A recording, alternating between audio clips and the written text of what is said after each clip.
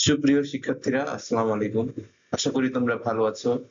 তোমাদের present indefinite tense নিয়ে অনেক সমস্যা, তাই আজকে আমি প্রেজেন্ট ইনডিফিনিট টেন্স নিয়ে একটি ভিডিও বানাচ্ছি। আশা করি তোমাদের কাজে লাগবে। আমাদের ইংরেজি শিখতে হলে প্রেজেন্ট ইনডিফিনিট টেন্সটি খুবই গুরুত্বপূর্ণ। ইংরেজি রাইট ফর্ম অফ ভার্ব এবং ইংরেজি প্রশ্নগুলোতে প্রায় প্রেজেন্ট ইনডিফিনিট টেন্স দিয়ে প্রশ্ন করা হয়। শিক্ষার্থীরা এটি বুঝতে সমস্যা হয়, সেজন্য তাদের জন্য আমি এই ভিডিওটি তৈরি করেছি। আশা করি তোমাদের এটি উপকারে আসবে। আমরা পরবর্তী স্লাইডটিতে দেখি যে ছবির মাধ্যমে বা চিত্রের মাধ্যমে আমরা এই বাক্যগুলো ব্যবহার করেছি। যেমন আই ইট রাইস, আমি ভাত খাই।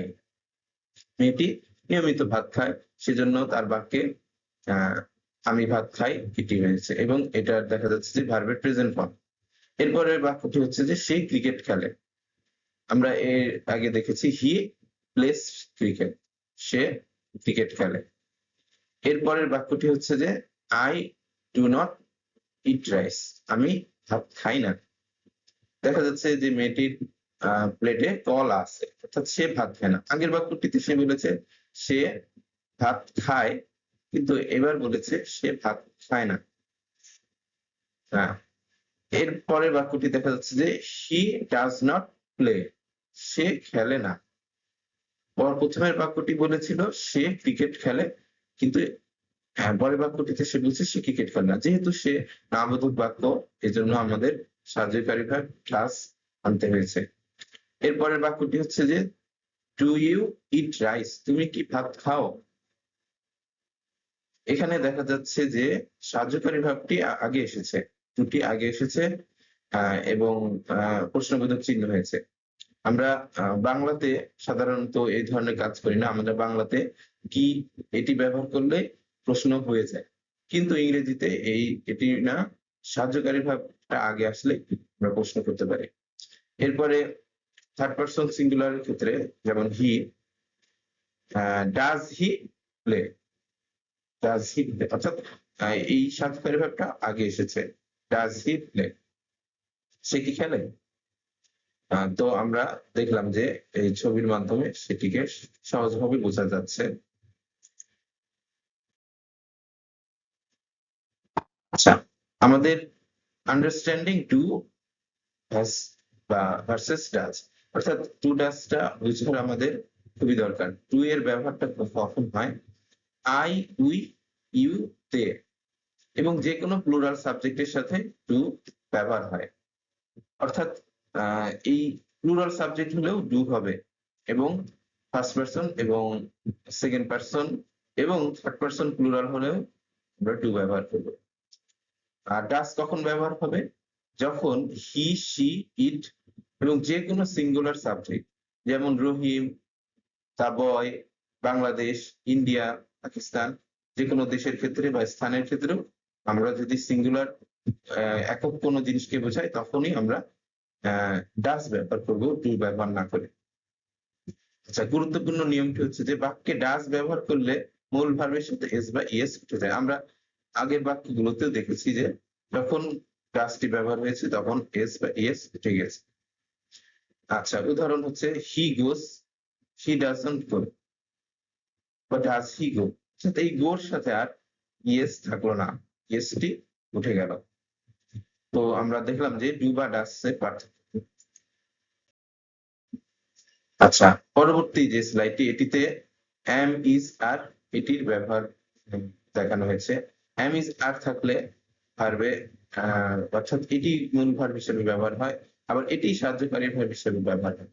এজন্য ভার্বের পরে নট বসানো যায় বা এই ভার্বগুলো আগে বসিয়ে প্রশ্ন করা যায়। আমরা দেখছি জিনিসটি, যেমন অ্যাফার্মেটিভ সেন্টেন্সে অর্থাৎ হ্যাঁ বোধক বাক্যে সাবজেক্ট এরপরে am is আর বসবে এবং অ্যাডজেক্টিভ বা নাউন বসবে। যেমন আই এম স্টুডেন্ট, এখানে আমটাই মূল ভার্ব। আই এম স্টুডেন্ট, আমি একজন ছাত্র। হি ইজ অনেস্ট, সে সৎ। ইউ আর হ্যাপি, তুমি সুখী। অর্থাৎ এই বাক্যগুলোতে এই am is আর এই ভার্বগুলো ব্যবহার হয়েছে, যে কারণে এগুলোই মূল।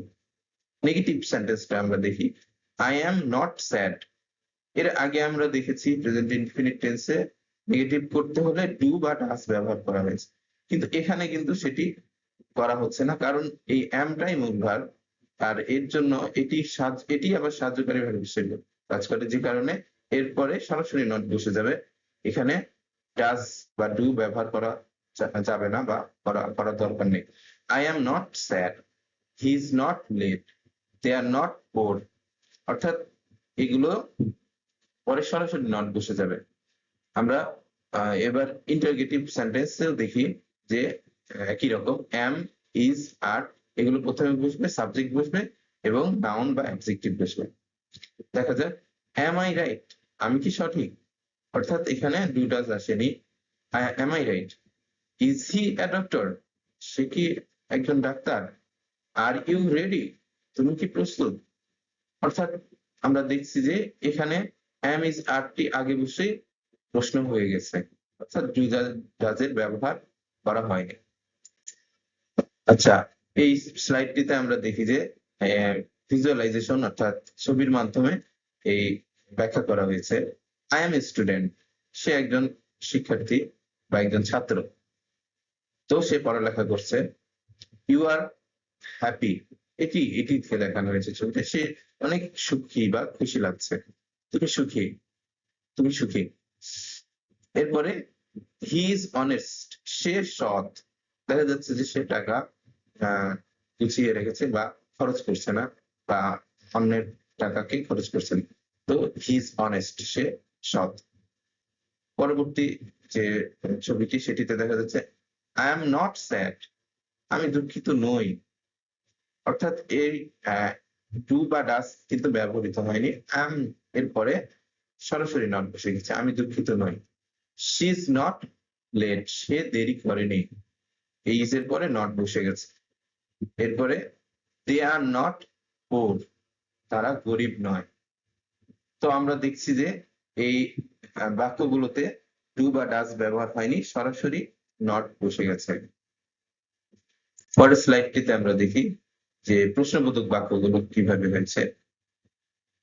Am I right, am I right, আমি কি ঠিক, অর্থাৎ এই অ্যাম আগে এসে প্রশ্ন হয়ে গেছে ডাসের ব্যবহার। ইজ হি আ ডক্টর, সে কি একজন ডাক্তার, ইজটা আগে এসে প্রশ্ন করা হয়ে গেছে। আর ইউ রেডি, তুমি কি প্রস্তুত, এটিতেও আমরা দেখি যে আর আগে এসে প্রশ্ন করা হয়ে গেছে। এরপরে স্লাইডটিতে আমরা চলে যাই। এখানে আমরা দেখব যে হ্যাভ বা হ্যাজ কিভাবে ব্যবহার হয়। হ্যাভ বা হ্যাজ ব্যবহার করা হয় অধিকার বা মালিকানা ক্ষেত্রে। প্রেজেন্ট ইনডিফিনিট টেন্সে এটি মূল ভার্ব হিসেবে ব্যবহার হয়, আবার এটি সাহায্যকারী ভার্ব হিসেবে ব্যবহার হয়। যেমন কারো কোনো কিছু আছে বোঝাতে হ্যাভ বা হ্যাজ ব্যবহৃত হয়। আই, উই, ইউ, দে এবং প্লুরাল নাউনের সাথে হ্যাভ, এবং শি, হি, ইট বা সিঙ্গুলার নাউনের সাথে হ্যাজ ব্যবহার করা হয়। তো আমরা দেখি কিভাবে এটি ব্যবহার হয়েছে। অ্যাফার্মেটিভ সেন্টেন্সে আমরা দেখি যে আই হ্যাভ এ পেন, এর গঠনটি হচ্ছে সাবজেক্ট, এরপরে হ্যাভ, হ্যাজ, অবজেক্ট, এরপরে অবজেক্ট বসবে। আই হ্যাভ এ পেন, আমার একটি কলম আছে। হি হ্যাজ আ কার, তার একটি গাড়ি আছে। তো দেখা গেল যে এই বাক্যগুলোতে এই ভার্ব হ্যাভ বা হ্যাজই মূল ভার্ব হিসেবে কাজ করেছে। এরপরে নেগেটিভে আমরা দেখব যে এটি এটি মূল ভার্ব এবং ডু বা ডাস টিকে সাহায্যকারী ভার্ব হিসেবে ব্যবহার হয়। I do not have a pen, এখানে আরেকভাবে করা যায়, সেটি হচ্ছে যে I have no pen, have এর পরে নট বসলেও এটি ভুল হবে না। এরপরে বাক্যটি হচ্ছে he does not have a car, he does not have a car. আর এছাড়াও আমরা এখানে ব্যবহার করতে পারি হি হ্যাজ নট এ কার, তার কোনো গাড়ি নেই, অর্থাৎ হ্যাভ বা হ্যাজ এর পরেও নট বসে যেতে পারে। তো শিক্ষার্থীরা এটি অবশ্যই অন্যান্য বই থেকে বুঝে নিতে পারো। এরপরে রয়েছে ইন্টারগেটিভ সেন্টেন্স, প্রশ্নবোধক বাক্য। এর গঠন হচ্ছে ডু, ডাজ, সাবজেক্ট, হ্যাভ, এরপরে object. Do you have a pen, তোমার কি কলম আছে? ডাজ হি হ্যাভ এ কার, তার কি গাড়ি আছে? এখানে দেখা যাচ্ছে যে হি এর পরে হ্যাভ হয়েছে, কারণ এখানে ডাজ বসে গেছে, এই জন্য এটি বেস ফর্মটি এসে গেছে। ডাজ হি হ্যাভ এ কার? তো আমরা পরবর্তী স্লাইডটিতে দেখি, এখানে ছবির মাধ্যমে বোঝানো হয়েছে। যেমন আই হ্যাভ এ পেন, আমার একটি কলম আছে, এবং হি হ্যাজ কার, তার একটি গাড়ি আছে। তো এখানে দেখা যাচ্ছে এই অধিকারে, কারোর অধিকারে কোনো কিছু থাকাতে সেটি হ্যাভ বা হ্যাজ ব্যবহার করা হয়েছে। আয়ের ক্ষেত্রে হ্যাভ এবং হি সি এগুলোর ক্ষেত্রে হ্যাজ হয়। এরপরে দেখা যায় I do not have a pen, আমার কলম নেই। He does not have a car, তার গাড়ি নেই। অর্থাৎ তাদের কাছে যেটি নেই সেজন্য আমরা ডু বা ডাজ ব্যবহার করে নট ব্যবহার করেছি। এরপরে প্রশ্নবোধক বাক্যটি হচ্ছে ডু ইউ হ্যাভ পেন, তোমার কি কলম আছে? দেখা যাচ্ছে যে ডু আগে এসে প্রশ্ন করা হলো। এরপরের বাক্যটি হচ্ছে ডাজ হি হ্যাভ এ কার, সেটি হচ্ছে ডাজ হি হ্যাভ এ। তো আমরা দেখলাম যে এই স্লাইডটিতে ছবির মাধ্যমে দেখানো হয়েছে। আচ্ছা, পরবর্তী স্লাইডটি হচ্ছে যে ভার্বের ফর্ম, অর্থাৎ ভার্বটি কি ফর্মে আছে সেটি আমাদের জানা দরকার। যেমন প্রেজেন্ট ইনডিফিনিট টেন্সে আমরা একইভাবে ভার্বকে ব্যবহার করি, পাস্ট ইনডিফিনিট টেন্সে একভাবে ব্যবহার করি, এবং পাস্ট পার্টিসিপলটি আমরা অন্য অন্য টেন্স যেমন প্রেজেন্ট পারফেক্ট টেন্সে ব্যবহার করা হয়। দেখা যাক বেস ফর্ম, অর্থাৎ ভার্বের বেস ফর্ম হচ্ছে বি, বিগিন, ব্রেক, চুজ, কাম, টু। এগুলো ভার্বের বেস ফর্ম বা প্রেজেন্ট ফর্মে ব্যবহার করা হয়। কিন্তু পাস্ট ফর্মে, অর্থাৎ পাস্ট ফর্মে সেটি পরিবর্তিত হয়ে ওয়াজ ওয়্যার হয়ে যায়। বি ভার্বটি সাধারণত এম, ইজ, আর এটি প্রেজেন্ট ফর্মে ব্যবহার করা হয়, আর সিম্পল পাস্টে এটি ওয়াজ ওয়্যার। আবার পাস্ট পার্টিসিপলে সেটি বিন হয়ে যায়। আবার দেখা যাক বিগিন, বিগিন ভার্বটি সিম্পল পাস্টে বিজ্ঞান হয়ে যায় এবং পাস্ট পার্টিসিপলে বিজ্ঞান হয়ে যায়। ব্রেক ভার্বটি পাস্ট ফর্মে ব্রোক হয়ে যায় এবং পাস্ট পার্টিসিপলে ব্রোকেন হয়ে যায়। Choose, choose, chosen, come, came, come, do, did, done. এরকম আরো অনেকগুলো ভার্ব রয়েছে, সেটা শিক্ষার্থীদের অবশ্যই জানতে হবে। এই ভার্বগুলো না জানলে ইংরেজিতে ভালো হওয়া যায় না বা ভালো ইংরেজিতে করা যায় না। তো আমরা দেখি যে এটি কিভাবে বাক্যের মধ্যে ব্যবহৃত হয়েছে। যেমন বি ভার্ব আমরা জানি এম, ইজ, আর এগুলো be verb. I am ready, আর এটা প্রেজেন্ট ইনডিফিনিট টেন্সে এটি ব্যবহৃত হয়েছে। এরপরে সিম্পল পাস্ট ইনডিফিনিট টেন্সে ব্যবহার হয়েছে they were late. Was were past ইনডিফিনিটে ওয়াজ ওয়্যার ব্যবহার হয়, কারণ আমরা জানি যে ওয়াজ ওয়্যার সিম্পল পাস্ট। এরপরে রয়েছে past participle, I have been here before, এটা present perfect tense. Present perfect টেন্সে আমরা জানি যে ভার্বের পাস্ট পার্টিসিপল ফর্ম ব্যবহার হয়। এরপরে রয়েছে বিগিন, বিগিন দিয়ে যে বাক্যটি সেটি হচ্ছে ক্লাসেস বিগিন টুডে, ক্লাস আজকে শুরু হয়। এরপরের বাক্যটি পাস্ট ইনডিফিনিটে দ্য শো বিগ্যান আর্লি, শোটি অনেক আগেই শুরু হয়েছিল। এরপরে পাস্ট পার্টিসিপল ফর্মটি হচ্ছে দ্য মুভি হ্যাজ বিগান, মুভিটি শুরু হয়েছে। এটি পাস্ট প্রেজেন্ট পারফেক্ট টেন্স।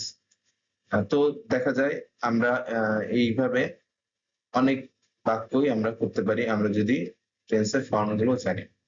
তো পরবর্তী স্লাইডটিতে আমরা চলে যাই, আমরা দেখি অ্যাকশন ভার্ব বা স্ট্রাকচার, গঠন প্রণালী। অর্থাৎ বাক্যের একটি গঠন রয়েছে, যে কোনো টেন্সেই নির্দিষ্ট গঠন মেনে চলে। যেমন প্রেজেন্ট ইনডিফিনিট টেন্সে যেমন গঠন, সেগুলো হচ্ছে অ্যাফার্মেটিভ, সূচকে এক ধরনের, নেগেটিভে আবার সেটি পরিবর্তন হয়ে যায়, ইন্টারগেটিভে আবার সেটিও পরিবর্তন হয়ে যায়। তো এই গঠনটা জানা খুবই জরুরি। গঠন না জানলে আমরা টেন্স সম্পর্কে ভালোভাবে জানতে পারবো না, অর্থাৎ ইংরেজিটা বুঝতে পারবো না। তো দেখা যাক প্রথমে কি অ্যাফার্মেটিভ সেন্টেন্স। সূচক বাক্যগুলো গঠন হচ্ছে সাবজেক্ট, ভার্বের প্রেজেন্ট ফর্ম এবং অবজেক্ট। অনেক ক্ষেত্রে দেখা যায় যে ভার্ব থার্ড পারসন সিঙ্গুলার হয়, তখন তার সাথে এস বা ইএস যুক্ত হয়। এটি খুবই গুরুত্বপূর্ণ, শিক্ষার্থীরা প্রায়ই এটি ভুল করে। এটি বোঝার জন্য অবশ্যই সাবজেক্ট সম্পর্কে ভালো ধারণা থাকা দরকার।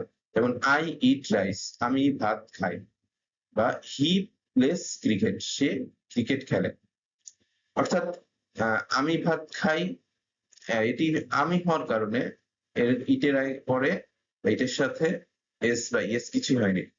অন্যদিকে দেখা যাচ্ছে হি প্লেস ক্রিকেট, এটি প্লের সাথে এস হয়েছে কারণ হিটি হচ্ছে থার্ড পারসন সিঙ্গুলার, সে কারণে আমাদের পার্সনটা খুব ভালো মতো জানা দরকার। এরপরে যে বাক্যটি হচ্ছে নেগেটিভ বা না সূচক, যেমন সাবজেক্ট এরপরে টু ডাস বসবে এবং নট বসবে এবং ভার্বের প্রেজেন্ট ফর্ম এবং অবজেক্ট বসবে। টু ডাস কেন আসে? প্রেজেন্ট ইনডিফিনিট টেন্সে দেখা যায় যে সাহায্যকারী ভাব থাকে না, সেজন্য আমাদের সাহায্যকারী ভাব হিসেবে ডু ডাস কে ব্যবহার করতে হয়, সেজন্য আমরা ডু ডাস কে আনতে হয়। আমরা দেখি বাক্যটি I do not eat rice, অর্থাৎ এই নটটি বসানোর জন্য আমাকে সাহায্যকারী ভাব ডু কে আনতে হয়েছে। এরপরের বাক্যটি দেখা যাক হি ডাজ নট প্লে, সে খেলে না। এই হি থার্ড পারসন সিঙ্গুলার হওয়ার কারণে এখানে ডু না হয়ে ডাজ হয়েছে। আমরা এর আগের বাক্যটিতে দেখা যায় যে হি প্লেস ফুটবল, এই প্লেস পরে এস হয়েছে, কিন্তু এখানে আর এস টি থাকবে না, কারণ এখানে ডাজ চলে আসছে। যখনই ডাজটা ব্যবহৃত হবে আর ভার্বটি মূল ভার্বটির সাথে এস বা ইএস থাকবে না।